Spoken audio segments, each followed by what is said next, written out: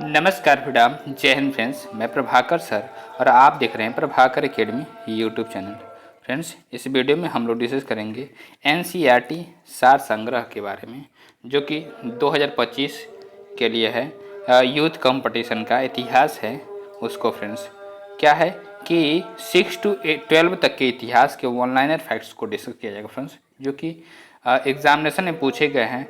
UPSC, BPSC, Bihar शिक्षक, बिहार दरोगा, मतलब हर एक एग्जामिनेशन में जितने भी क्वेश्चन पूछे गए थे इतिहास के 6 से लेकर 12 तक के क्लास के, उसको डिस्कस किया जाएगा। फ्रेंड्स, ये वीडियो आपके लिए बहुत ही हेल्पफुल होने वाली है। फ्रेंड्स, अगर आप एग्जामिनेशन देने जा रहे हैं बिहार टीचर का, बीपीएससी 71वीं का, बिहार दरोगा का या बिहार पुलिस का, एसएससी रेलवे या कोई भी एग्जामिनेशन देना है, तो ये वीडियो आपके लिए बहुत ही हेल्पफुल होने वाली है। फ्रेंड्स, इसलिए वीडियो को स्किप न करते हुए पूरा देखिएगा और चैनल पर पहली बार विजिट करें, चैनल सब्सक्राइब करते हुए बेल आइकन को प्रेस कर लीजिएगा फ्रेंड्स, जिससे कि आपके पास लेटेस्ट अपडेट पहुंचती रहे। फ्रेंड्स, इसके पहले भी वीडियो प्रोवाइड कराए गए हैं, अगर उसको आपने नहीं देखा है तो प्रभाकर एकेडमी यूट्यूब चैनल पे प्लेलिस्ट बना दी गई। फ्रेंड्स, वहां से विजिट करके सारे वीडियो को देख लीजिएगा। फ्रेंड्स, ओके, आइए वीडियो की शुरुआत करते हैं। ध्यान से देखिएगा फ्रेंड्स, अपने स्क्रीन पे आप देख सकते हैं जैसे कि ये एग्जामिनेशन पूछेगा RRB NTPC, RRB group D, UPSC RO, UPSC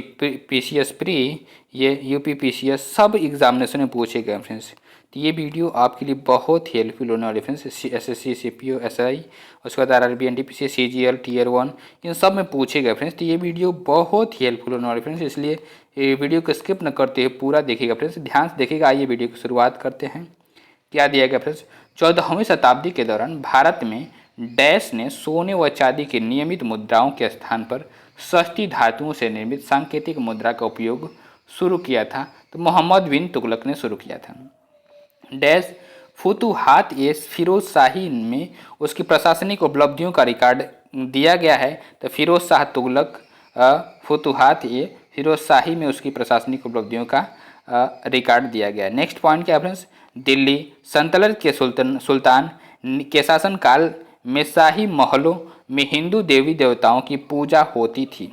तो नासिरुद्दीन खुसरो के शाही सुल्तान शासनकाल में, और वह राजवंश जिसके अंतर्गत विजारत का चरमोत्कर्ष हुआ, तो तुगलक में चरमोत्कर्ष हुआ। भारत में सर्वप्रथम सांकेतिक मुद्रा टोकन करेंसी का प्रचलन किया था, तो मोहम्मद बिन तुगलक ने किया था। नेक्स्ट पॉइंट क्या फ्रेंड्स? दिल्ली का वह सुल्तान जिसने अलाई अमीरों को ख्वाजा ताश या शहदास माना था, तो मोहम्मद बिन तुगलक ने माना था। राज्य के खर्च पर हज की व्यवस्था करने वाला पहला भारतीय शासक था, तो फिरोज शाह तुगलक था। दिल्ली का वह सुल्तान जिसने एक रोजगार कार्यालय, एक दीवाने खैरात तथा एक दारुल सफा की स्थापना की, तो फिरोज शाह तुगलक ने। सर्व कर लगाया जाता था, तो सिंचाई पे लगाया जाता था सर्व कर। और दिल्ली का वह सुल्तान जिसने एक अनुवाद विभाग की स्थापना की, जिसमें दोनों संप्रदाय के लोगों में एक दूसरे के विचारों की समझ बेहतर हो सके, तो फिरोज शाह तुगलक ने किया था। जौनपुर शहर की स्थापना की थी, तो फिरोज शाह तुगलक ने जौनपुर शहर की स्थापना किया था। नेक्स्ट पॉइंट क्या फ्रेंड्स? दिल्ली के ब्राह्मण पर भी जजिया कर लगाने वाला सुल्तान था, तो फिरोज शाह तुगलक था। टोपरा तथा मेरठ से 2 अशोक स्तंभ दिल्ली लाया था, तो फिरोज शाह तुगलक ने लाया था। नेक्स्ट, बेरोजगारों के सहायतार्थ दिल्ली में रोजगार कार्यालय की स्थापना की थी, तो फिरोज शाह तुगलक ने की थी। सर्वप्रथम लोक निर्माण विभाग की स्थापना की थी, फिरोज शाह तुगलक ने की थी। और तैमूर ने भारत पर आक्रमण किया और दिल्ली को लूटा, तो नासिरुद्दीन महमूद के काल में किस वंश के सुल्तानों ने सबसे अधिक समय तक देश पर राज्य किया? तुगलक वंश के सुल्तान ने बहुत देर तक शासन किया, बहुत समय तक शासन किया था। मोहम्मद बिन तुगलक ने चांदी के सिक्के के स्थान पर जीतल नामक तांबे का सिक्का चलाया। नेक्स्ट पॉइंट क्या फ्रेंड्स? कि मोहम्मद तुगलक ने अपने सैनिकों को भुगतान करने के लिए टोकन मुद्रा का इस्तेमाल किया, जो बनी थी सस्ती धातु से बनी थी। तैमूर लंग ने भारत पर आक्रमण किया था 1398 में किया, और मार्को पोलो 1292-1294 के मध्य डैश से भारत आया था, तो वेनिस से भारत आया था। नेक्स्ट बात करते हैं सैयद एवं लोदी वंश से रिलेटेड क्वेश्चन जो कि एग्जामिनेशन में पूछे गए। आगरा शहर को डैश ने बसाया था, सिकंदर लोदी ने बसाया था। डैश लोदी वंश का संस्थापक था, तो बहलोल लोदी जो था लोदी वंश का संस्थापक था। इब्राहिम लोदी 1526 में पानीपत की लड़ाई में डैश द्वारा मारा गया था, तो बाबर के द्वारा मारा गया था। गुलरुखी उपनाम से अपनी कविताओं की रचना की थी सिकंदर लोदी ने की थी। वह मध्यकालीन शासक जिसने उद्घोषित किया था कि राजत्व ही बंधुत्व है तथा बंधुत्व ही राजत्व है, तो बहलोल लोदी ने किया था। जिसके शासन में गुरु नानक देव ने सिख धर्म की स्थापना की वह था, तो सिकंदर लोदी के शासन में गुरु नानक देव ने सिख धर्म की स्थापना की। नेक्स्ट क्या है, सैयद राजवंश की स्थापना खिज्र खान ने की थी। सैयद राजवंश की स्थापना खिज्र खान ने की थी। नेक्स्ट पॉइंट क्या है, ध्यान से देखिएगा फ्रेंड्स। दिल्ली के लोदी राजवंश का अंतिम शासक कौन था, तो इब्राहिम लोदी था।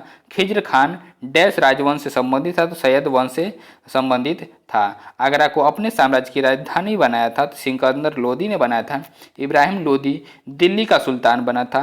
1517 में आगरा को जिसने राजधानी बनाया वह शासक था, तो सिकंदर लोदी था। नेक्स्ट पॉइंट क्या फ्रेंड, सल्तनत कालीन प्रशासन, स्थापत्य एवं कला के बारे में अब डिस्कस किया जाएगा। ध्यान से क्या है देखिएगा। मोहम्मद कुली कुतुब शाह द्वारा बनवाया गया स्मारक था, तो चार मीनार था। दिल्ली सल्तनत के अधीन दीवान ए इंसा विभाग का प्रमुख था, तो दबीर ए खास था। दिल्ली सल्तनत के दौरान एकत्र किया जाता था, तो कर खराज कर इकट्ठा किया जाता था। दिल्ली सल्तनत प्रशासन के संदर्भ में राज्य पत्राचार विभाग को जाना जाता था, तो दीवान ए इंसा नाम से जाना जाता था। दिल्ली सल्तनत की राजकीय भाषा थी, तो फारसी थी दिल्ली सल्तनत की राजकीय भाषा। दीवान ए कोही के रूप में विख्यात कृषि विभाग बनाया गया था, तो मोहम्मद बिन तुगलक द्वारा बनाया गया था। नेक्स्ट पॉइंट क्या है, ध्यान से देखिएगा फ्रेंड्स। दिल्ली सल्तनत में राज्य और प्रशासन के संदर्भ में मुक्ति शब्द का अर्थ है, तो भूमि हस्तांकन जिसे इक्ता कहा जाता है या का धारक है। नेक्स्ट क्या है, इल्तुतमिश के शासनकाल के दौरान विशेष गुलामों को सैन्य सेवा के लिए खरीदा जाता था, जिन्हें जाना जाता था, तो बंदगान के नाम से जाना जाता था। दिल्ली में खिलजी वंश के स्मारक डैश में लाल बलुआ पत्थर का उपयोग हुआ, तो अलाई दरवाजा। कुतुब मीनार डैश आर्किटेक्चर का एक उदाहरण है, तो इंडो इस्लामिक आर्किटेक्चर का एक उदाहरण है। नेक्स्ट पॉइंट क्या है, ध्यान देखिए फ्रेंड्स। हरियाणा राज्य में रजिया सुल्तान का मकबरा निर्मित है, तो पकी हुई ईंटों और चूने के गारे से। कुतुब मीनार के 5वें तल का निर्माण डैश के शासनकाल के दौरान किया गया था, तो फिरोज शाह तुगलक के शासनकाल के दौरान किया गया था। कुतुब मीनार का निर्माण शुरू करवाया था, तो कुतुबुद्दीन ऐबक ने करवाया था। कुतुब अल उद्दीन ऐबक ने करवाया था। दिल्ली में जमात खाना मस्जिद का निर्माण करवाया था, तो खिजर खान ने करवाया था। कुवुत उल इस्लाम मस्जिद स्थित है, तो दिल्ली में स्थित है। दिल्ली में कुव्वत उल इस्लाम मस्जिद के दक्षिण प्रवेश द्वार अलाई दरवाजे का निर्माण करवाया था, तो अलाउद्दीन खिलजी ने करवाया। किसने, अलाउद्दीन खिलजी ने करवाया था। नेक्स्ट क्या है, भारतीय वास्तुशिल्प में सुर्खी शुरू की थी, तो सल्तनत सुल्तान ने शुरू की थी। और कुतुब मीनार का नाम सूफी संत डैश के नाम पर रखा गया था, तो ख्वाजा कुतुबुद्दीन बख्तियार काकी के नाम पर रखा गया था।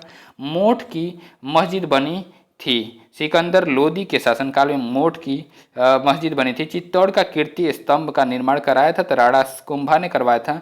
प्रसिद्ध संगीतकार तानसेन का मकबरा स्थित है, तो ग्वालियर में स्थित है। जंतर मंतर के नाम से जन ख्याति प्राप्त खगोलीय वेधशाला दिल्ली में निर्माण कराया था, तो जय सिंह द्वितीय ने कराया था। नेक्स्ट पॉइंट क्या, ध्यान देखिएगा फ्रेंड्स। नेक्स्ट पॉइंट क्या है फ्रेंड्स, खरीदादार कौन था, तो फरमानों को भेजने वाला अधिकारी। सल्तनत काल में सैन्य विभागों के अध्यक्ष को कहा जाता था, तो आरिज ए मुमालिक कहा जाता था। नेक्स्ट पॉइंट क्या है फ्रेंड्स, ध्यान से देखिएगा।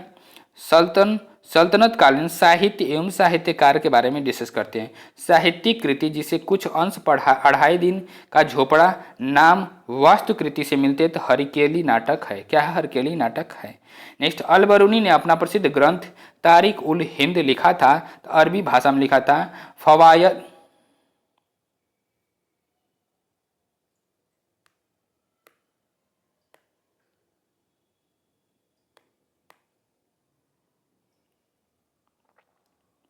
नेक्स्ट पॉइंट क्या फ्रेंड्स, फवायद फवाद नामक पुस्तक शेख निजामुद्दीन औलिया की बातचीत का विवरण, इसका संकलन किया था तो अमीर हसन सिजजी ने किया था। नेक्स्ट पॉइंट क्या, पूर्वी समुद्री मार्ग से भारत तथा कानफू कैंटन के बीच व्यापार का उल्लेख किया है तो अल बरूनी ने किया है। फक्र ए मुद्दाबिर द्वारा युद्ध कला पर लिखी गई पुस्तक का नाम क्या है तो अदब उल हर्ब है।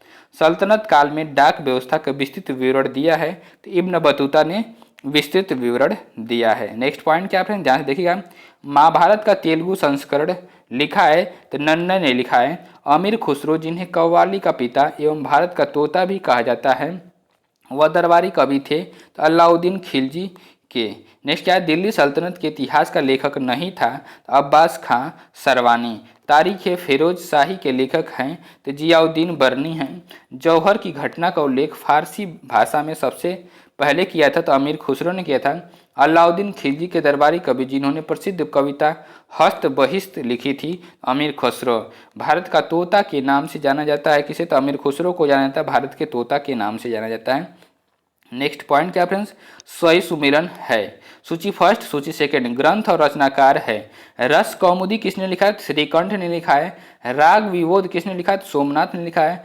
चतुर्दंडी प्रकाशिका किसने लिखा है, तो वेंकट रमण वेंकट मखिन ने लिखा हुआ है। सही सुमेलन है। क्या है सही सुमेलन, ध्यान से देखिएगा फ्रेंड्स। पुस्तक और लेखक, तबकात ए नासिरी किसने लिखा है, तो मिनहाज उस सिराज ने लिखा है। ताज उल मासिर ने किसने लिखा है, तो हसन निजामी ने लिखा है। तारीख उल हिंद ने किसने लिखा है, तो अल बरून ने। तुगलक नामा किसने लिखा है, तो अमीर खुसरो ने लिखा है। सही सुमेरन क्या फ्रेंड्स, ध्यान से देखिएगा। रचनाकार रचना, सूची फर्स्ट सूची सेकंड, मुल्ला दाऊद किसने लिखा है, तो मुल्ला दाऊद रचनाकार है। रचना क्या किए हुए, चंदायन किए हुए। दामोदर रवि क्या लिखे हुए, तो पद्मावती कथा। सोमनाथ ने लिखा है राग विबोध। अमीर खुसरो ने क्या लिखा है, तो आशिका लिखा है। नेक्स्ट सही सुमेलन के बारे में बात करते हैं। क्या है, सूची फर्स्ट और सूची सेकंड में सुमेलित करना पुस्तक और लेखक के से। तबकात ए नासिरी किसने लिखा, तो मिनहाज उस सिराज जस साजी ने लिखा है। जस जानी ने लिखा है। तारीख ए फिरोज शाही किसने लिखा है, शम्स ए सिराज अफीफ। तुगलक नामा अमीर खुसरो ने लिखा है। हुमायूं नामा गुलबदम बेगम ने लिखा हुआ है हुमायूं नामा। नेक्स्ट बात करते हैं पॉइंट के बारे में, ध्यान से देखिए प्रश्न। विजयनगर वहमनी तथा अन्य प्रांतीय राजवंश के बारे में बात करते हैं। तो विजयनगर की प्रचलित परंपराओं के अनुसार राय विजयनगर के शासकों को कहा जाता था तो नरपति कहा जाता था। जनपद गीते जिसमें बासवन्ना के वचन शामिल है तो राज्य से संबंधित हैं। कर्नाटक क्या है, किस राज्य से संबंधित है, कर्नाटक राज्य से संबंधित है। हरियर और बुक्का भाइयों ने विजयनगर साम्राज्य का स्थापित किया, सन 1336 में स्थापित किया था। वह इतावली यात्री जिसने विजयनगर साम्राज्य का अत्यंत प्रशंसात्मक विस्तृत वर्णन किया है वह है तो निकोलो कोंटी है। तुलु राजवंश की स्थापना किसने की थी, तो वीर नरसिंह ने की थी तुलु राजवंश की स्थापना। नेक्स्ट पॉइंट क्या फ्रेंड्स, डैश प्राचीन साम्राज्य में महिलाएं कुश्ती में भाग लेती थी तो विजयनगर साम्राज्य में। तुंगभद्रा नदी के किनारे स्थित था तो विजयनगर राज्य था जो तुंगभद्रा नदी के किनारे पे स्थित था। कृष्णदेव राय डैश वंश से संबंधित है, तुलु वंश से संबंधित थे। डैश धरोहर स्थल में वास्तुकला की द्रविड़ स्थापत्य शैली है तो हम्पी है। हम्पी धरोहर स्थल वास्तुकला की द्रविड़ स्थापत्य शैली है। विट्ठल मंदिर स्मारकों के डैश में शामिल है तो हम्पी में स्थित स्मारकों के समूह में शामिल है। हम्पी का विरूपाक्ष मंदिर समर्पित है तो भगवान शिव को समर्पित है। बुक्का प्रथम प्राचीन भारत के डैश राजवंश का संस्थापक था तो संगम राजवंश का संस्थापक था। नेक्स्ट पॉइंट की ओर बात करते हैं फिर डैश साम्राज्य की स्थापना 1347 में हसन गंगू ने की थी तो बहमनी साम्राज्य की स्थापना 1347 में हसन गंगू ने की थी। प्राचीन भारत में वीर नरसिंह डैश राजवंश के शासक थे, तुलु राजवंश के शासक थे। वर्तमान समय का डैश विजयनगर साम्राज्य की राजधानी हुआ करती थी तो हम्पी विजयनगर साम्राज्य की राजधानी हुआ करती थी। विजयनगर राजवंशों की उस शासक का नाम बताइए जिसने 16वीं शताब्दी में शासन किया तो कृष्णदेव राय थे। कृष्णदेव राय डैश साम्राज्य के शासक थे तो विजयनगर साम्राज्य के शासक थे। नेक्स्ट पॉइंट क्या आपने ध्यान से देखेगा, डैश ने साहित्य अमुक्त माल्यता पर मध्ययुगीन ग्रंथ संकलित किया है। तो श्री कृष्ण देव राय ने साहित्य अमुक्तमाल्यदा पर मध्ययुगीन ग्रंथ संकलित किया है। अन्नमय्या मध्ययुगीन काल के एक कवि गायक थे। वे वर्तमान भारतीय राज्य से संबंधित थे, तो आंध्र प्रदेश से संबंधित थे। देवराय प्रथम के शासनकाल के दौरान निकोलो कोंटी ने डैश ईस्वी में विजयनगर का दौरा किया था। तो 1420 में, कब? 1420 में दौरा किया था। नेक्स्ट पॉइंट क्या फ्रेंड्स? प्रसिद्ध गोलकुंडा किला डैश राज्य में स्थित है? तेलंगाना राज्य में स्थित है। विजयनगर साम्राज्य के पहले राजा थे डैश थे? कौन थे? तो हरिहर फर्स्ट पहले राजा थे। उस इंजीनियर का नाम बताइए जो हम्पी के खंडहरों को दुनिया के समक्ष लाया था? तो कर्नल कॉलिन मैकेंजी ने लाया था। कश्मीर के शासक ने जजिया और गौ हत्या समाप्त किया? तो जैनुल आबदीन ने समाप्त किया कश्मीर के शासक जजिया और गौ हत्या को।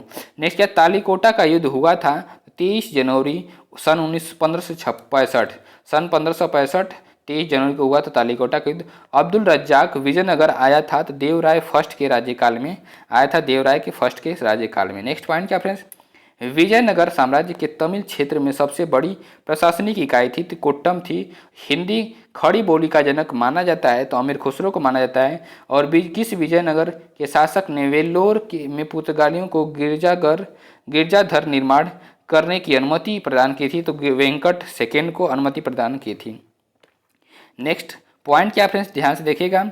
अपनी मधुरा विजय काव्य में अपने पति के विजय अभियानों का वर्णन करने वाली कवित्री थी? तो गंगा देवी कवित्री थी। इतिहासकार रॉबर्ट सीवेल ने ए फॉरगॉटन एम्पायर नामक शीर्षक से पुस्तक लिखी है। इसमें साम्राज्य एम्पायर का नाम था तो विजयनगर साम्राज्य था। जौनपुर के सरकी शासक सुल्तान हुसैन सरकी एक महान संगीतकार थे और उन्होंने के तर्ज पर बड़ा ख्याल विकसित किया था। तो ठुमरी के तर्ज पर क्या किया था? बड़ा ख्याल विकसित किया था। नेक्स्ट क्या है? इतिहासकार विजयनगर साम्राज्य शब्द का प्रयोग करते हैं। समकालीनों ने इसे डैश साम्राज्यमु के रूप में वर्णित किया? तो कर्नाटक को वर्णित किया। विजयनगर साम्राज्य की राजधानी थी? तो हम्पी थी। क्या थी? हम्पी थी। नेक्स्ट पॉइंट क्या फ्रेंड्स? विजयनगर के सम्राट कृष्णदेव राय ने अपने डैश के नाम पर विजयनगर के समीप नागलपुरम नामक एक उपनगर की स्थापना की थी? तो माता ने की थी। पत्तनुलकर गुजरात के क्षेत्र से विजयनगर राज्य चले गए थे। वे थे रेशम बुनकर थे। कृष्णदेव राय ने तेलुगु में एक कृति डैश की रचना की जिसे अमुक्तमाल्यदा के नाम से जाना जाता है? तो शासन कला। क्या है? शासन कला उसमें थी। और विजयनगर साम्राज्य के संस्थापक सामंत थे? तो काकतीय राजवंश के थे। विजयनगर साम्राज्य के तुलु वंश की स्थापना की थी? तो कृष्णदेव राय ने की थी। नेक्स्ट पॉइंट क्या फ्रेंड्स? चंद्रगिरी विजयनगर शासकों की अंतिम राजधानी थी। चंद्रगिरी किला भारत के डैश राज्य में स्थित है? तो आंध्र प्रदेश राज्य में स्थित है। महाकाव्य कहानी मनुचरित्र के लेखक हैं? तो अल्लाह सानी पेदन्ना हैं। दक्षिण भारत के आर्थिक और सामाजिक जीवन के बारे में वर्णन किया था? तो डुआर्ट बारबोसा पुर्तगाली लेखक ने किया था।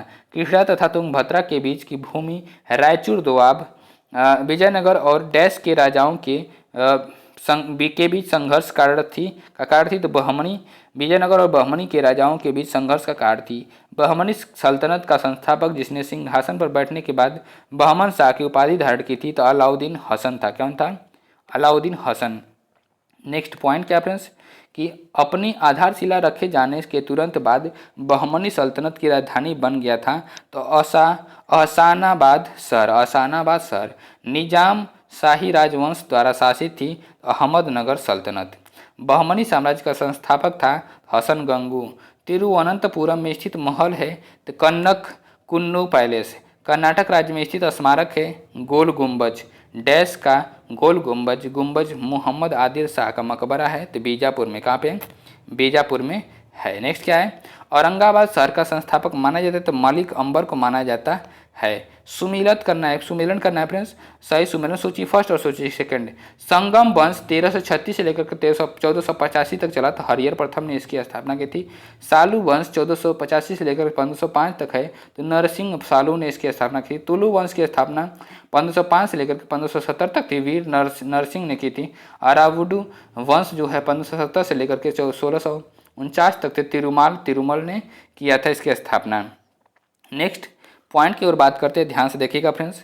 भक्ति एवं सूफी आंदोलन के बारे में बात करते हैं। भक्ति एवं सूफी आंदोलन, मध्ययुगीन भारत में भक्ति आंदोलन के प्रमुख अगुवाकारों में से एक थे शंकराचार्य थे। इस्लाम का पालन करने वाले लोगों द्वारा आस्था के स्तंभ स्वीकार किए गए, तो 5 आस्था के स्तंभ स्वीकार किए गए। भक्ति आंदोलन को उत्तर भारत में लाने का श्रेय जाता है तो रामानंद को जाता है। बीजक पुस्तक के लेखक हैं कबीर दास हैं। नेक्स्ट पॉइंट क्या फ्रेंड्स, रामचरितमानस का वह कांड अध्याय जो सबसे छोटा है किष्किंधा कांड है।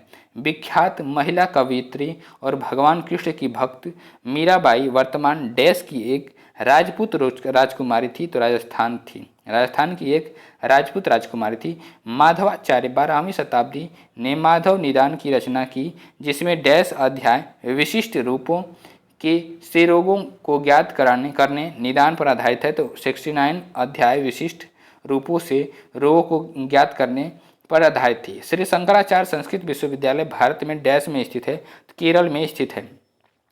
वेंकटेश्वर जिन्हें वेंकट चलपति श्रीनिवास और बालाजी के नाम से भी जाना जाता है, तो हिंदू भगवान डैश का एक रूप है, तो विष्णु है। कौन है? विष्णु है। हंस संप्रदाय एक प्रमुख संप्रदाय है जिसमें अनुयायी मुख्य रूप से भगवान डैश की पूजा करते हैं, कृष्ण और राधा की पूजा करते हैं। नेक्स्ट पॉइंट की बात करते हैं, ध्यान देखिए फ्रेंड्स। मीराबाई डैश की राजपूत कुमारी थी, तो मेड़ता की राजपूत कुमारी थी। विशिष्टा द्वैत दर्शन के संस्थापक कौन थे? तो रामानुजाचार्य थे। 1600 से 1700 तक की अवधि के धार्मिक शिक्षक मियाँ मीर डैश राज्य से संबंधित थे, सिंध प्रांत से संबंधित थे। अजमेर डैश सूफी संत से संबंधित है, तो ख्वाजा मोइनुद्दीन चिश्ती सूफी संत से संबंधित है। संत कबीर का जन्म डैश हुआ था, वाराणसी में हुआ था। डैश एक मुस्लिम संत रहते थे, जहां फतेहपुर सीकरी बनाया गया था, शेख चलीम चिश्ती रहते थे।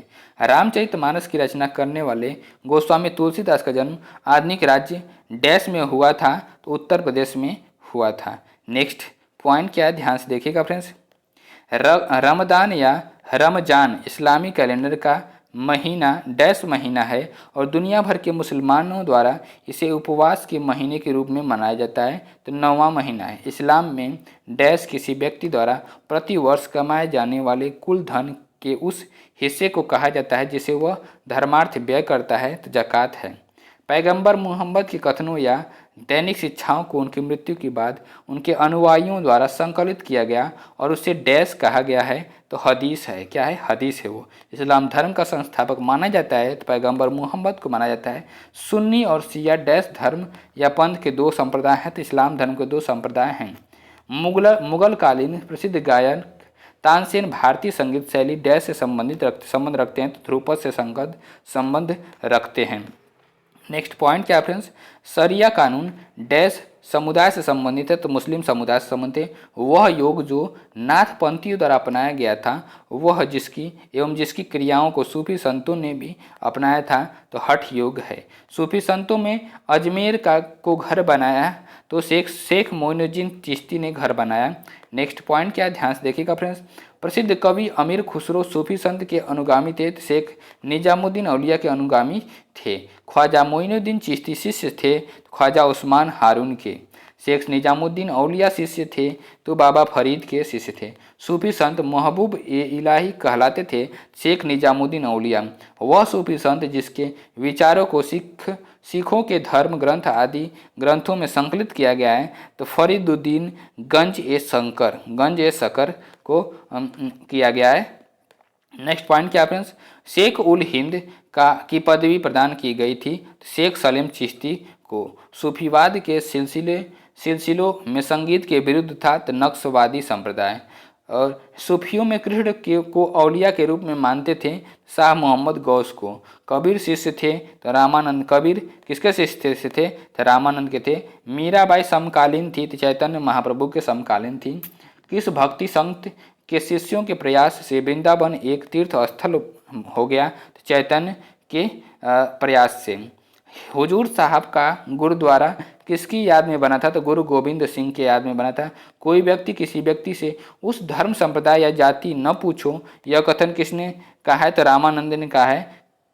नेक्स्ट पॉइंट क्या है, पुष्टि मार्ग के दर्शन का प्रारंभ किया था तो वल्लभाचार्य ने किया था पुष्टि मार्ग के दर्शन का प्रारंभ। नेक्स्ट पॉइंट क्या फ्रेंड्स, सुप्रसिद्ध मध्यकालीन संत शंकर देव संबंधित थे तो वैष्णव संप्रदाय से थे। वारकरी संप्रदाय का संत था तो नामदेव था। भक्ति आंदोलन को आरंभ किया गया था तो अलवर संतों के द्वारा। इस्लाम से प्रभावित भक्ति आंदोलन के नायक थे तो नामदेव थे। मलूक दास एक संत कवि थे तो कड़ा के थे। पैगंबर हजरत मोहम्मद का जन्म हुआ था तो 570वीं ईस्वी तक। इसी से सूफी उस्ताद अपनी सभाओं को अपनी खानखाओं में आयोजित करते थे जिन्हें डैश कहा जाता था, धर्मशालाएं कहा जाता था। सूफी परंपराओं के संदर्भ में समा शब्द का अर्थ है पवित्र गीतों का पाठ। क्या है, समा शब्द का अर्थ है। नेक्स्ट पॉइंट क्या फ्रेंड्स, शेख ख्वाजा कुतुबुद्दीन बख्तियार काकी की दरगाह स्थित है तो दिल्ली में है। मध्यकालीन सूफी परंपरा के संदर्भ में वली शब्द का अर्थ है संत है। सूफी संत के मकबरे को कहा जाता है तो दरगाह कहा जाता है। सर्वाधिक रूढ़िवादी सूफी संप्रदाय था तो नक्शबंदी था। दक्षिण भारत के उस भक्ति संत का नाम है जो प्रारंभ में जैन थे। 12वीं शताब्दी में एक चालुक्य राजा के दरबार में मंत्री थे तो वसवन्ना थे। 19वीं शताब्दी में मध्य भारत में सतनामी आंदोलन की स्थापना की थी तो गुरु घासीदास ने की थी। पुष्टि मार्ग नामक भक्ति संप्रदाय के संस्थापक थे तो वल्लभाचार्य थे। भगवान राम पर केंद्रित भक्ति आंदोलन के अग्रदूत थे तो रामानंद थे। नेक्स्ट पॉइंट क्या आपने ध्यान से देखेगा, प्रारंभिक 8वीं सदी के दौरान भारत के एक दार्शनिक और धर्मशास्त्री थे जिन्होंने अद्वैत वेदांत के सीमांत को समेकित किया था तो आदि शंकराचार्य। महाराष्ट्र के एक संत थे तो चोखा मेला थे। और भगवान विठोबा की स्तुति में गाया जाने वाला भक्ति काव्य का एक रूप है तो अभंग है। तुलसीदास की रचना रामचरितमानस डैश भाषा में लिखी गई है तो अवधी भाषा में लिखी गई है। चैतन्य जिन्हें श्री गौरांग के नाम से भी जाना जाता है डैश के एक लोकप्रिय वैष्णव संत और सुधारक थे तो नदिया के एक लोकप्रिय वैष्णव संत और सुधारक थे। लाल डेढ़ जो कि 14वीं शताब्दी की महिला संत थी की गिनती डैश भाषा की आरंभिक और सबसे प्रसिद्ध कवित्री में की जाती है तो कश्मीरी भाषा की आरंभिक और सबसे प्रसिद्ध कवित्री में की जाती है। नेक्स्ट पॉइंट क्या फ्रेंड्स ध्यान से देखिएगा, डैश एक हिंदू संत थे जो भक्ति आंदोलन और महाराष्ट्र के वारकरी संप्रदाय से जुड़े थे तो गोरा कुंभार थे। प्रारंभिक भक्ति आंदोलनों में से एक अलवरों के नेतृत्व में हुआ, वे भक्त थे तो विष्णु के थे। ज्ञानेश्वर 13वीं शताब्दी के एक मराठी संत थे जिन्होंने ज्ञानेश्वरी लिखी थी जो डैश पर एक कमेंट्री है तो भगवत गीता पर एक कमेंट्री है। सही सुमेलन करना, सूची फर्स्ट को सूची सेकंड से संप्रदाय और संबंधित संत से रिलेटेड जो है उसको डिस्कस करना है। फ्रेंड्स क्या है, चिश्ती संप्रदाय जो है शेख हमीउद्दीन नगौरी से रिलेटेड है और सुहरावर्दी संप्रदाय जो है शेख बहाउद्दीन जकारिया से रिलेटेड है। नक्शबंदी संप्रदाय जो है अहमद सर हिंदी से। कादरी संप्रदाय जो है शेख दाऊद किरमानी से संबंधित है। नेक्स्ट पॉइंट के प्रोसीड करते हैं, ध्यान से देखिए फ्रेंड्स, सल्तनत कालीन विविध के बारे में बात करते हैं। भारत में पोलो खेल का प्रचलन किया तुर्कों ने किया था। सल्तनत काल के अधिकांश अमीर एवं सुल्तान किस वर्ग के थे तो तुर्क वर्ग के थे। सल्तनत काल में भूमि को नापने के लिए शब्द का प्रयोग होता था तो मसाहत का प्रयोग होता था। वर्ष 1526 में पानीपत का युद्ध बाबर और डैश के बीच लड़ा गया था तो इब्राहिम लोदी के बीच में लड़ा गया था। नेक्स्ट पॉइंट क्या फ्रेंड्स, 13वीं और 14वीं शताब्दी के दौरान पंजाब में डैश जनजाति का प्रभुत्व था, खोखर जनजाति का प्रभुत्व था। मध्यकालीन भारतीय इतिहास के संदर्भ में डैश भौगोलिक क्षेत्र बेल्ट को तुरान के रूप में दर्शाया गया था तो मध्य एशिया को भौगोलिक क्षेत्र को तुरान के रूप में दर्शाया गया था। मध्यकालीन भारत के दौरान लिखी गई किताब गीत गोविंदम के लेखक डैश हैं तो जयदेव हैं गीत गोविंदम के लेखक। सही सुमेलन करना है। सूची फर्स्ट को सूची सेकंड से शासक और शासनकाल के बारे में डिस्कस करना है। ध्यान से देखिएगा फ्रेंड्स, क्या है कि इल्तुतमिश जो है कि 1211 से लेकर के 1236 तक शासन किए हैं। अलाउद्दीन खिलजी जो है 1296 से लेकर 1316 तक किए हुए हैं। शेरशाह सूरी जो है 1540 से लेकर 1545 तक किए हुए हैं। अकबर जो है कि 1556 से लेकर के 1605 तक किए हुए हैं। नेक्स्ट शाही सुमेलन क्या है, सूची फर्स्ट को सूची सेकंड से सुमेलित करना है। शासक और राज्य से रिलेटेड सुमेलित करना है। तो क्या है, शासक राणा हमीर जो थे मेवाड़ के राजा थे, और राणा चुंडा जो थे मारवाड़ के राजा थे। मलिक राजा फारूकी जो थे खानदेश के राजा थे। मलिक सरवर ख्वाजा जहां जो थे जौनपुर के राजा थे। नेक्स्ट बात करते हैं बाबर का आक्रमण एवं मुगल वंश की स्थापना के बारे में बात करते हैं। क्या है, ध्यान देखिए फ्रेंड्स, बाबर तैमूर वंश के फरगना के अपने पैतृक सिंहासन पर बैठ 1494 में बैठे थे। प्रथम मुगल सम्राट बाबर 1526 से 1530 केवल डैश की आयु में 1494 में फरगना की गद्दी पर बैठा, तो 11 वर्ष की आयु में फरगना की गद्दी पर बैठा था। नेक्स्ट पॉइंट क्या फ्रेंड्स, दौलत खान ने बाबर को काबुल में सम्राट डैश के विरुद्ध सहायता प्रदान करने के बदले में अपनी निष्ठा के लिए एक संदेशवाहक भेजा था, तो इब्राहिम लोदी को भेजा था। बाबर का वास्तविक नाम क्या था, तो जहीर उद्दीन था। क्या था, जहीरुद्दीन बाबर का वास्तविक नाम था। पानीपत का प्रथम युद्ध हुआ तो हरियाणा में हुआ था पानीपत का प्रथम युद्ध। तुलुगमा डैश है बाबर द्वारा इस्तेमाल की जाने वाली सैन्य रणनीति है। डैश में जीतने के बाद बाबर को गाजी मान लिया गया था। खानवा के युद्ध में जीतने के बाद गाजी मान लिया गया था। नेक्स्ट पॉइंट क्या फ्रेंड्स, मुगल साम्राज्य की स्थापना डैश के द्वारा की गई थी, तो बाबर के द्वारा की गई थी। खानवा का युद्ध डैश के बीच लड़ा गया था। बाबर और राणा सांगा 1527 के बीच लड़ा गया था। बाबर ने भारत पर डैश में पहला आक्रमण किया था, 1519 में किया था। घाघरा का युद्ध वर्ष डैश में लड़ा गया था, तो 1529 में लड़ा गया था। भारत के प्रमुख मुगल सम्राट थे, बाबर थे भारत के प्रमुख मुगल सम्राट। नेक्स्ट पॉइंट क्या, ध्यान से देखिएगा फ्रेंड्स, वह पहला मुगल शासक जिसने अपने सैन्य विजय अभियान में तुलगमा रणनीति का प्रयोग किया था, तो बाबर ने प्रयोग किया था। युद्ध जिसमें एक पक्ष द्वारा प्रथम बार तोपों का उपयोग किया गया था, तो पानीपत का प्रथम युद्ध। बाबर ने सर्वप्रथम बादशाह की पदवी धारण की थी, तो काबुल में धारण की थी।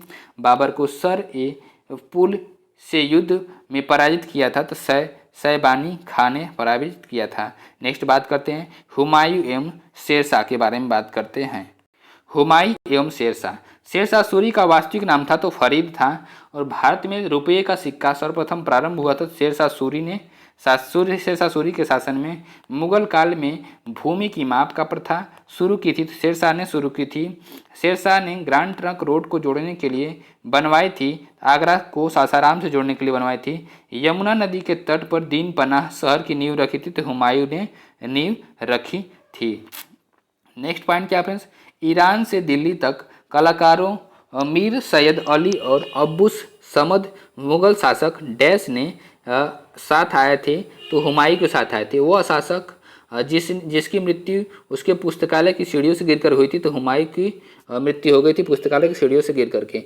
बिहार राज्य के सासाराम शहर में सम्राट डैश का मकबरा है, तो शेरशाह सूरी का मकबरा है। हुमायूं की दुर्घटना से आकस्मिक मृत्यु के उपरांत उनके बेटे अकबर को डैश का मुगल सिंहासन पर बैठाया गया, तो कन्नौज की मुगल सिंहासन पर बैठाया गया था। नेक्स्ट पॉइंट के प्रश्न, भूमि मापांकन की व्यवस्था प्रारंभ की, तो शेरशाह ने शुरू की थी। डैश ने अपने साम्राज्य को संगठित एवं मजबूत बनाने के लिए सिंधु घाटी से लेकर के बंगाल में स्थित सोनार घाटी तक शाही रायल सड़क का निर्माण कराया, जिसका नाम ब्रिटिश काल के दौरान बदल करके जीटी रोड कर दिया गया था, तो शेरशाह सूरी ने करवाया था। शेरशाह सूरी का मकबरा डैश में स्थित है, तो सासाराम में स्थित है। सूरी राजवंश की स्थापना शेरशाह ने की थी, जिसने डैश तक शासन किया था, तो 1540 से लेकर 1545 तक शासन किया था। डैश ने शेरशाह ने बंगाल पर आक्रमण कर गियासुद्दीन शाह को हराया था, तो 1538 में हराया था। नेक्स्ट पॉइंट क्या आपने ध्यान से देखिएगा, डैश ने कई विश्राम गृहों, मस्जिदों और सड़कों के नेटवर्क का निर्माण किया था, जिसमें दी ग्रैंड ट्रंक रोड, को सबसे प्रसिद्ध माना जाता है तो सम्राट शेरशाह सूरी ने। कन्नौज की लड़ाई में शेरशाह सूरी द्वारा हुमायूं को डैश में पराजित किया गया तो 1540 में पराजित किया गया। शेरशाह सूरी द्वारा शुरू किए गए चांदी के सिक्कों को डैश के रूप में मुगलों ने भी जारी रखा तो रुपया के रूप में जारी रखा। शासक जिसने हजरत ए आला की उपाधि धारण की थी तो शेरशाह ने धारण की थी। एक शानदार प्रशासनिक व्यवस्था के निर्माता थे तो शेरशाह सूरी थे। दिल्ली के पुराने किले के भीतर बनी मस्जिद की किला एक कुहना का निर्माण किया था तो शेरशाह ने किया था। नेक्स्ट पॉइंट क्या है ध्यान से देखिएगा। शेरशाह सूरी इकाई के आधार पर राजस्व दरों का हिसाब लगाता था तो रई क्या है, रई जिसको बोला जाता है। शेरशाह को अपनी वीरता से प्रभावित करने वाले जयता और कुंपा स्थान से संबंधित थे तो मारवाड़ से संबंधित थे। मध्यकालीन भारतीय शासक पट्टा एवं कबूलियत की व्यवस्था प्रारंभ की थी तो शेरशाह ने शुरू की थी। शेरशाह सूरी की मृत्यु हुई थी कालिंजर में हुई थी। मध्ययुगीन शासकों में उच्च शिक्षित शासक था तो शेरशाह सूरी जो था उच्च शिक्षित शासक था। नेक्स्ट पॉइंट के बारे में बात करते हैं, ध्यान से देखिएगा फ्रेंड्स। मात्र एक मुट्ठी बाजरे के चक्कर में मैंने अपना साम्राज्य खो दिया होता। इस कथन को आप संबद्ध करेंगे, इसे शेरशाह से संबद्ध करेंगे। दिल्ली में पुराना किला के भवनों का निर्माण किया था शेरशाह ने किया था। वह इतिहासकार जिसने शेरशाह सूरी को अकबर महान से भी बेहतरीन राष्ट्र निर्माता माना है तो KR कानूनगो ने माना है। हुमायूं का जन्म डैश में हुआ था 1508 में हुआ था। हुमायूं 1530 से लेकर 1540 ईस्वी शासक था, मुगल वंश का शासक था। हुमायूं की जीवनी को डैश द्वारा लिखा गया है तो गुलबदन बेगम के द्वारा लिखा गया है। हुमायूं ने अपनी सत्ता को पुनः प्राप्त करने के लिए डैश को हराया था, सिकंदर सूरी को हराया था। नेक्स्ट पॉइंट क्या आपने ध्यान देखेगा। चौसा का युद्ध 1539 हुमायूं और डैश के बीच लड़ा गया था, शेरशाह सूरी के बीच लड़ा गया था। और मध्यकालीन शासक ने अपना ध्यान यात्रियों की सुविधा के लिए सराय आश्रय के निर्माण पर केंद्रित किया। शेरशाह सूरी ने केंद्रित किया था। मुगलों को अपने तिमुरिद राजवंश पर गर्व था, वे इसे डैश मनाया करते थे, प्रत्येक शासक को तैमूर एवं और स्वयं का एक चित्र प्रदान करके। कन्नौज की लड़ाई लड़ी गई थी तो 1540 में लड़ी गई थी। सही कालानुक्रम में व्यवस्थित युद्ध क्या है, ध्यान देंगे फिर। चंदेरी का युद्ध 1528 में हुआ था, चौसा का युद्ध 1539 में, कन्नौज का युद्ध 1540 में, तालीकोटा का युद्ध 1565 में हुआ था। नेक्स्ट अब बात करते हैं अकबर के बारे में बात करते हैं। अकबर की सफल भू राजस्व प्रणाली, राजस्व मंत्री एवं वित्त मंत्री का श्रेय उनके श्रेष्ठ दरबारी डैश को जाता है तो राजा टोडरमल को जाता है। हल्दी घाटी का युद्ध लड़ा गया सन 1576 में लड़ा गया था। वह मुगल शासक जिसने धार्मिक आधार पर लगाए गए जजिया और तीर्थ यात्रा कर को समाप्त किया तो अकबर ने समाप्त किया था। वह मुगल सम्राट जिसके द्वारा आगरा के किले का निर्माण किया गया था तो अकबर के द्वारा किया गया था। अकबर के दरबार में प्रसिद्ध कवि थे तो रहीम खान जो थे अकबर के दरबार में प्रसिद्ध कवि थे। नेक्स्ट पॉइंट क्या फ्रेंड्स, पानीपत का द्वितीय युद्ध लड़ा गया था तो अकबर और हेमू के बीच। प्रारंभ में अकबर का संरक्षक था तो बैरम खां थे अकबर के संरक्षक। अकबर की धार्मिक नीति की आलोचना की तो वदायूनी ने की। वह मुगल सम्राट को जो अनपढ़ था तो अकबर था अनपढ़। जलालुद्दीन मोहम्मद डैश का नाम से प्रसिद्ध था तो अकबर था। पानीपत की दूसरी लड़ाई में बैरम खान ने डैश को हराया था तो हेमू को हराया था। डैश ने स्वामी हरिदास से 11 वर्ष तक संगीत सीखा था। तानसेन ने सीखा था हरिदास से संगीत। डैश शहर मुगल साम्राज्य द्वारा नियोजित पहला शहर था तो फतेहपुर सीकरी था नियोजित शहर। नेक्स्ट पॉइंट क्या आपने ध्यान से देखेगा। समन्वयी धर्म दीन ए इलाही, शाब्दिक अर्थ ईश्वर का धर्म, डैश की स्थापना के द्वारा डैश के द्वारा की गई थी तो अकबर के द्वारा की गई थी। नेक्स्ट पॉइंट की ओर बात करते हैं, ध्यान से देखिएगा फ्रेंड्स। अहमदनगर की रानी डैश ने बादशाह अकबर का विरोध किया तो चांद बीबी का विरोध किया। तख्त ए अकबरी नामक मंच जहां पर अकबर का सम्राट के रूप में राजाभिषेक किया गया था डैश राज्य में स्थित है तो पंजाब राज्य में स्थित है। डैश बैरम खां का बेटा था जिसने अकबर के दरबार में महत्वपूर्ण भूमिका निभाई तो अब्दुल रहीम खान खाना। अहमदनगर की रानी डैश ने सम्राट अकबर के खिलाफ लड़ाई लड़ी थी तो चांद बीबी के खिलाफ लड़ी थी। अकबर डैश में सम्राट बना था तो 1556 में सम्राट बना था। नेक्स्ट पॉइंट क्या फ्रेंड्स, अकबर के विचार सुलह ए कुल का आशय था सार्वभौमिक शांति। अकबर द्वारा वर्ष डैश में इबादत खाना पूजा घर का निर्माण कराया गया था। तो 1575 में पूजा घर का निर्माण कराया गया था। मुगल सम्राट डैश ने फतेहपुर सीकरी की अपनी राजधानी बनाया। तो अकबर ने बनाया था फतेहपुर सीकरी को राजधानी। बीरबल मुगल सम्राट डैश के दरबार के सदस्य थे। तो अकबर के दरबार के सदस्य थे।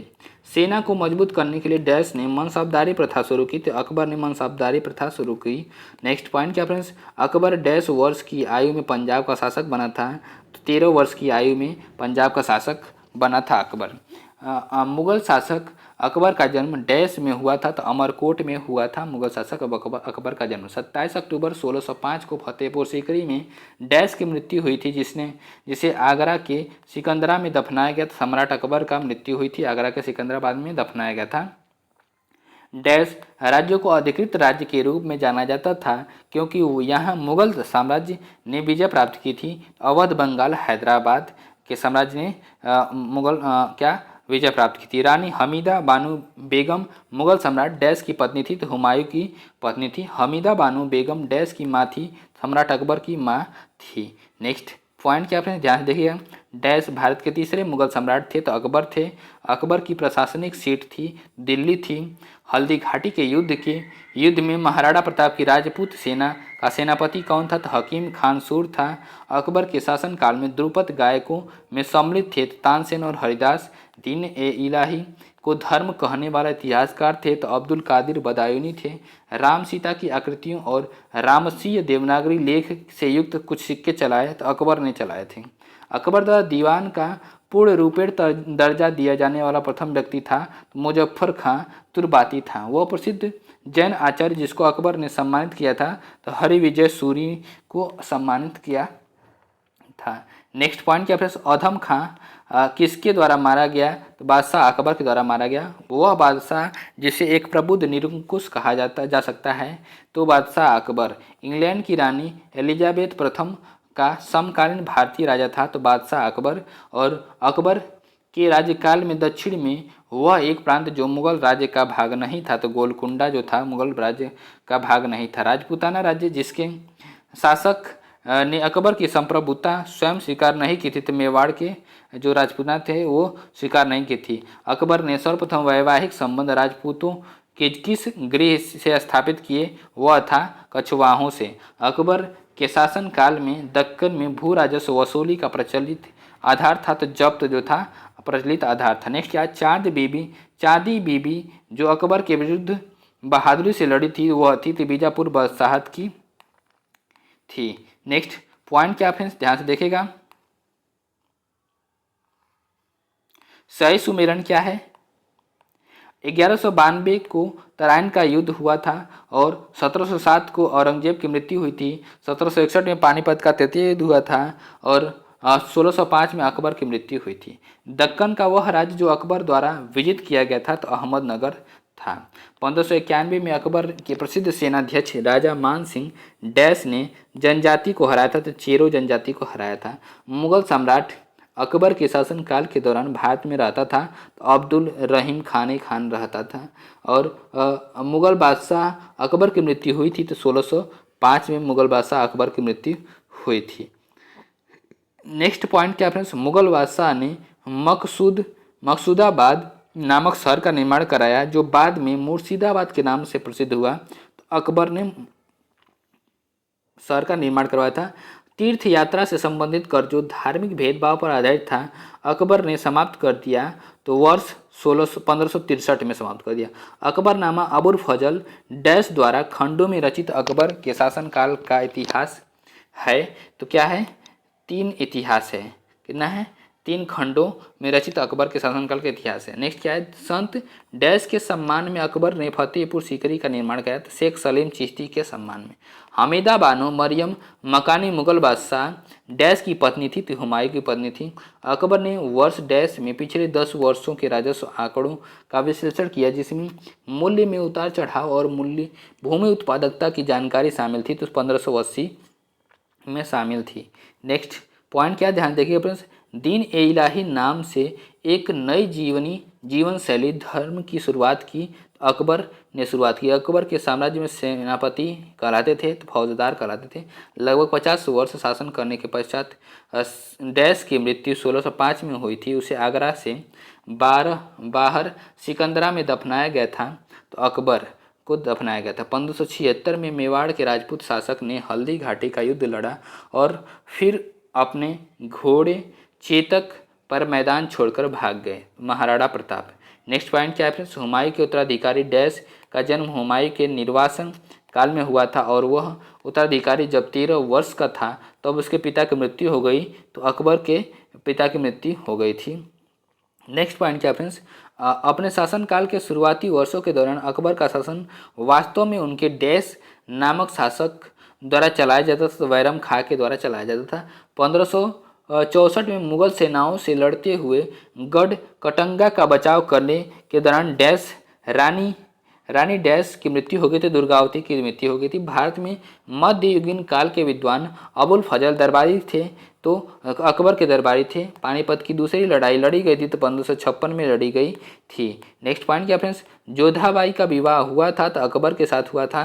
मुगल सम्राट अकबर का विश्वसनीय सेनापति था तो मान सिंह प्रथम थे। तुकारोई की लड़ाई लड़ी गई थी तो 1575 में लड़ी गई थी।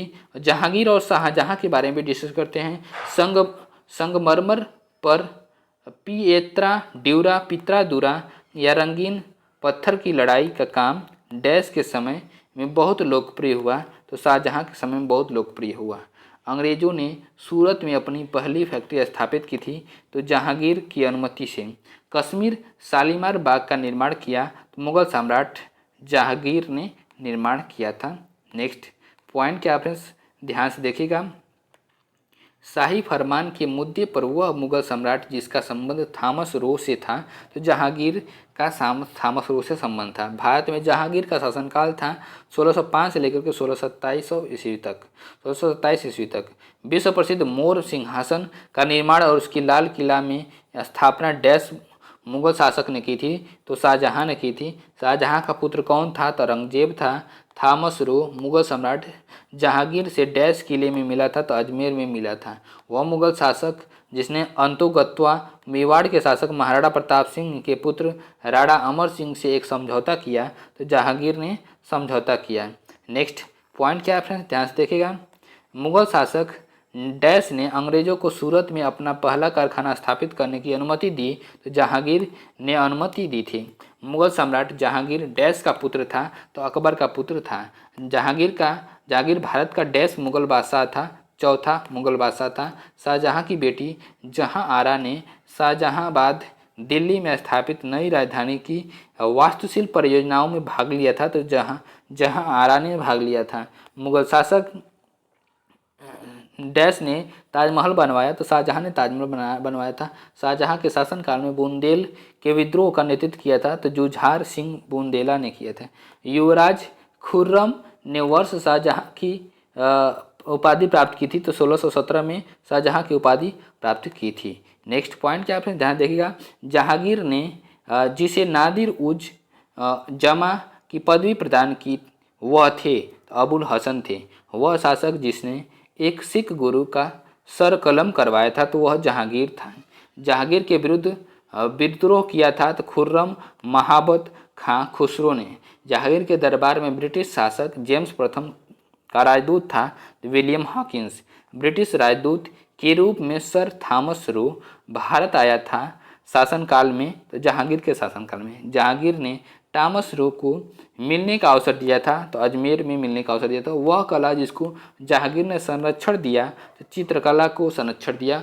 मुगल सम्राट जहांगीर ने इंग्लिश खां की उपाधि दी थी तो विलियम हॉकिंस।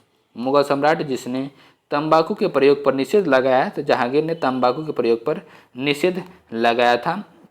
नेक्स्ट पॉइंट क्या है, मुगलों एवं मेवाड़ के राणा के मध्य चित्तौड़ की संधि किस शासक के शासन में हस्ताक्षरित हुई थी तो जहांगीर के शासन में हस्ताक्षरित हुई थी। वह सिख गुरु जिसने विद्रोही राजकुमार खुसरो की सहायता धन और आशीर्वाद से की थी गुरु अर्जुन देव के धन और आशीर्वाद से की थी। नूरजहां के गुट का सदस्य नहीं था जहांगीर। जहांगीर जो था नूरजहां के गुट का सदस्य नहीं था। एक डच पर्यटक जिसने जहांगीर के शासनकाल का मूल्यवान विवरण दिया है वह है फ्रांसिस्को पेलसर्ट है। वह विदेशी यात्री जिसने जहांगीर के शासनकाल में भारत की यात्रा की थी फ्रांसिस्को पेलसर्ट है। मुगल सेना में चिकित्सक नियुक्त किया गया था तो वर्नियर को नियुक्त किया गया था। बादशाह शाहजहां को सुप्रसिद्ध हीरा कोहिनूर भेंट किया था तो मीर जुमला ने क्या किया था, भेंट किया था प्रसिद्ध कोहिनूर। नेक्स्ट बात करते हैं पॉइंट के बारे में। शाहजहां ने शाह बुलंद दरवाजा की पदवी दी थी तो दारा सिकोह को दी थी। बनारस एवं इलाहाबाद के तीर्थ यात्रा कर की समाप्ति के लिए मुगल बादशाह के सामने बनारस के पंडितों का नेतृत्व किया था। कविंद्राचार्य ने किया था। वह सम्राट जिसने अपनी राजधानी आगरा से दिल्ली स्थानांतरित की तो शाहजहां ने की थी। अकबर के बाद भारत में मुगल वंश के सिंहासन पर बैठा तो जहांगीर बैठा। मेवाड़ के सिसोदिया राजपूत शासक अमर सिंह ने डैश के शासन काल के दौरान मुगलों की सेवा को स्वीकार किया था तो जहांगीर की सेवा को स्वीकार किया था। William Hawkins dash east India company के प्रतिनिधि के रूप में सम्राट जहांगीर से मिले थे तो इंग्लिश के थे। कहाँ के थे? इंग्लिश ईस्ट इंडिया कंपनी के प्रतिनिधि के रूप में सम्राट जहांगीर से मिले थे। नेक्स्ट पॉइंट क्या है, ध्यान से देखेगा। जहांगीर की मृत्यु हुई थी तो 1627 में हुई थी। मुगल शासक डैश ने के बारे में ऐसा माना जाता है कि उसने अपने ससुर एतमाद उद्दौला के प्रभाव में शासन किया था तो जहांगीर के बारे में ऐसा माना जाता है। बेगम नूरजहां का विवाह पूर्व नाम डैश था, मेहरुन्निसा था।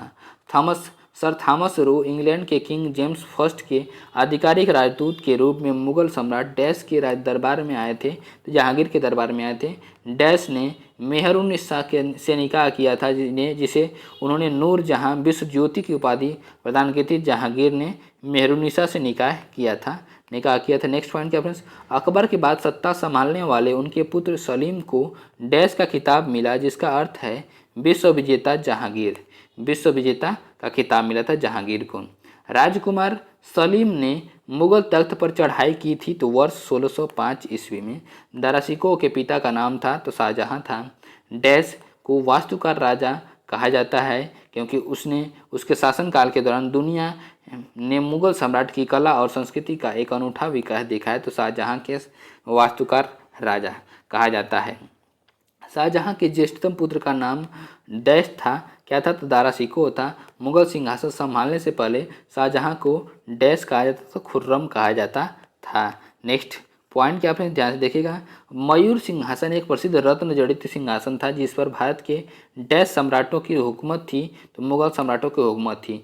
फ्रांस का रहने वाला फ्रांकोइस वर्नियर सम्राट डैश ने ज्येष्ठ पुत्र दारा सिकोह के चिकित्सक के रूप में मुगल दरबार से जुड़ा हुआ था तो शाहजहां के ज्येष्ठ पुत्र दारा सिकोह के चिकित्सक के रूप में मुगल दरबार से जुड़ा हुआ था। शाहजहां डैश मुगल शासक था तो 5वां मुगल शासक था। अब बात करते हैं औरंगजेब के बारे में। किसके बारे में? औरंगजेब से रिलेटेड फैक्ट के बारे में फ्रेंड्स। तो जजिया फिर से लगाने वाला मुगल शासक कौन था? तो औरंगजेब था। वह मुगल बादशाह जो शराब को छूता तक नहीं था तो औरंगजेब जो था शराब को छूता तक नहीं था। राजा डैश को औरंगजेब ने छत्रपति शिवाजी महाराज के विरुद्ध युद्ध के लिए भेजा था तो जय सिंह ने भेजा था। राजा सिंह को औरंगजेब ने छत्रपति शिवाजी महाराज के विरुद्ध लड़ने के लिए भेजा था। रबिया उद दुर्रानी के नाम से भी जाना जाता था तो दिल रास बानो बेगम को। भारतीय इतिहास में आलमगीर के नाम से जाना जाता है तो औरंगजेब को जाना जाता है। और मुगल सम्राट डैश ने आलमगीर शीर्षक अपना लिया तो औरंगजेब ने अपना लिया। डैश में औरंगजेब की मृत्यु के बाद भारत के विभिन्न हिस्सों में मुगल सम्राटों के तहत कई क्षेत्रीय साम्राज्य सत्ता में आए तो 1707 में आए थे। नेक्स्ट पॉइंट क्या फ्रेंड्स, जिंदा पीर के नाम से जाना जाता था तो औरंगजेब को जाना जाता था। दारा सिकोह को दफनाया गया था तो दिल्ली में मुगल सेना में सबसे अधिक राजपूत एवं मराठा सेनापतियों को रखा था तो औरंगजेब ने रखा था। शाहजहां के शासनकाल में अधिकांश समय तक दक्कन का गवर्नर था तो औरंगजेब था। अपनी विजयों को लिपिबद्ध करने के लिए हिंदू को औरंगजेब ने ढूंढ निकाला था तो ईश्वरदास नागर ने निकाला था। मुगल सम्राट औरंगजेब वाद्य यंत्र बजाते थे तो वीणा बजाते थे। वह मुगल बादशाह जिसको 2 बार सिंहासनारोहण हुआ तो औरंगजेब ने दक्षिण में जिन 2 राज्यों को विजित किया था वे बीजापुर एवं गोलकुंडा थे। नेक्स्ट पॉइंट की ओर बात करते हैं, ध्यान से देखिए फ्रेंड्स। संत रामदास को किसके शासनकाल से संबंधित किया जाता था? तो औरंगजेब के शासनकाल से। औरंगजेब ने किसको साहिबात उल उज जमानी की उपाधि प्रदान की? तो जहां आरा। औरंगजेब के शासन काल में जाटों ने मकबरे को क्षतिग्रस्त किया। तो अकबर के शासन काल में औरंगजेब में जाटों के मकबरों को क्षतिग्रस्त किया। दारा शिकोह अंततः उत्तराधिकारी के युद्ध सामूगढ़ की लड़ाई में डैश से हार गया था, तो औरंगजेब से हार गया। और देवराई की लड़ाई में औरंगजेब ने पराजित किया था, तो दारा शिकोह को पराजित किया था। डैश के शासनकाल में मुगल साम्राज्य क्षेत्र के मामले में अपने चरम पहुंच गया था, तो औरंगजेब चरम पर पहुंच गया था। नेक्स्ट पॉइंट क्या आपने ध्यान से देखिएगा। औरंगजेब ने डैश में एक लंबी लड़ाई लड़ते हुए अपने साम्राज्य के सैन्य और वित्तीय संसाधनों को अधिकांशतः खर्च कर दिया, तो दक्कन पे खर्च कर दिया लड़ते हुए। पुरंदर की संधि डैश के बीच हुई थी, तो मुगल और मराठा के बीच। औरंगजेब जो एक मुगल सम्राट था का निधन डैश में हुआ था, तो 1707 में हुआ था। औरंगजेब ने अपने पिता डैश को आगरा के किले में कैद करके रखा था, तो शाहजहां को रखा था। औरंगजेब के शासनकाल की घटनाओं का सही कालानुक्रम है। सही सुमेलन क्या है? तो ध्यान देखिएगा फ्रेंड्स। सूची फर्स्ट और सूची सेकंड। सूची फर्स्ट में घटनाएं हैं, सूची सेकंड में वर्ष है। बनारस के पास सूजा की पराजय हुई तो फरवरी 1658 में। धर्मत में विजय हुआ तो अप्रैल 1658 में। सामूगढ़ की लड़ाई हुई तो मई 1658 में। और देवराई की लड़ाई हुई तो अप्रैल 1659 में। ये क्या है? कालानुक्रम है। नेक्स्ट बात करते हैं उत्तरावर्ती मुगल के बारे में। बात करते हैं इसके बारे में, उत्तरावर्ती मुगल के बारे में। वह स्थान जहाँ अंतिम मुगल सम्राट बहादुर शाह जफर की मृत्यु हुई थी, रंगून में हुई थी। पानीपत का तृतीय युद्ध लड़ा गया था, तो अहमद शाह अब्दाली और मराठों के मध्य। 1658 में बहादुरपुर के युद्ध में शाहजहां के दूसरे बेटे शाह शुजा को शाहजहां के पोते ने हराया था, तो सुलेमान शिकोह। पहला कठपुतली सम्राट मुगल सम्राट था, तो जहांदार शाह था। भारत का अंतिम मुगल शासक था बहादुर शाह द्वितीय। नेक्स्ट पॉइंट क्या आपने ध्यान देखिएगा। भारत से मयूर सिंहासन डैश लेकर गया था, तो नादिर शाह डैश लेकर गया था। नादिर शाह ने डैश में भारत पर हमला किया था और दिल्ली में लूटपाट की थी, तो 1739।